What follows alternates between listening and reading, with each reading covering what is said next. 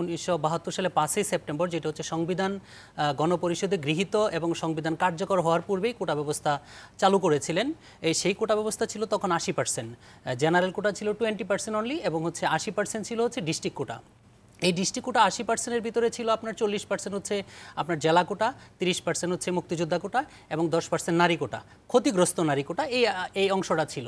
এবং আপনার 72 সালে যখন কোটা ব্যবস্থা দেওয়া হয়েছিল এবং 73 সালে মাত্র একটা সার্কুলারের মাধ্যমে 350 জন মুক্তিযোদ্ধা এবং নন মুক্তিযোদ্ধাকে চাকরি দেওয়া হয়েছিল, ক্যাডার এবং নন ক্যাডারে। এবং মাত্র স্বাধীনতা 3.5 বছরের মাথায় কিন্তু জাতির পিতা বঙ্গবন্ধু শেখ মুজিবুর রহমানকে হত্যা করা হয়। এবং সেই হত্যার পর থেকেই যে 75 থেকে 96 সাল পর্যন্ত এটা একটা মনে হয় একটা মুক্তিযুদ্ধের ইতিহাসে একটা অন্ধকার যুগ, একটা কালো অধ্যায়। কারণ যারা চাকরি ওই সময় পেয়েছিল তাদের অনেকের সাথে যারা রিটায়ারমেন্টে গেছেন বা জোর করে বা অবসরকালীন পাঠিয়ে দিয়েছেন, তাদের অনেকের সাথে আমরা কথা বলেছি যে ওই সময় তাদেরকে পদোন্নতি বঞ্চিত যেমন করেছে, অনেকেরকে চাকরিচ্যুত করেছে, বা যারা ওই সময় আপনার চাকরি অবস্থায় ছিল তাদেরকে চাকরি থেকে বহিষ্কার করেছে, অনেক নানা নিপীড়ন নির্যাতন কিন্তু তারা করেছে। ঠিক 96 পর্যন্ত এই মুক্তিযোদ্ধারা কিন্তু তারা কোনো সুযোগ সুবিধা পায় নাই। যখন 96 আওয়ামী লীগ সরকার ক্ষমতা আসলো তখন দেখেন বীর মুক্তিযোদ্ধাদের কিন্তু চাকরিতে প্রবেশের বয়সসীমা কিন্তু শেষ। কারণ হচ্ছে স্বাধীনতার আপনার সর্বকনিষ্ঠ বীর মুক্তিযোদ্ধার বয়স ছিল 12 বছর 6 মাস, শহীদুল ইসলাম লালু। ঠিক স্বাধীনতার এই হয়ে গেলে এখানে হচ্ছে 21 বছর, ওদিকে হচ্ছে 3.5 বছর, তার মানে 34 বছর কিন্তু হয়ে গেল। তখন কিন্তু বীর মুক্তিযোদ্ধাদের চাকরিতে প্রবেশ করার কোনো সুযোগ ছিল না। তখন কিন্তু মাননীয় প্রধানমন্ত্রী, যে আজকের মাননীয় প্রধানমন্ত্রী, 1997 সালে এই 17ই মার্চ কিন্তু এই সন্তান পর্যন্ত কোটা এক্সটেন্ড করলেন। ঠিক আছে, যখন এক্সটেন্ড করলেন তখনও দেখা গেল যে মুক্তিযোদ্ধার সন্তানদের আপনার কয়েকটা ভাগে প্রবলেম হয়ে গেছে।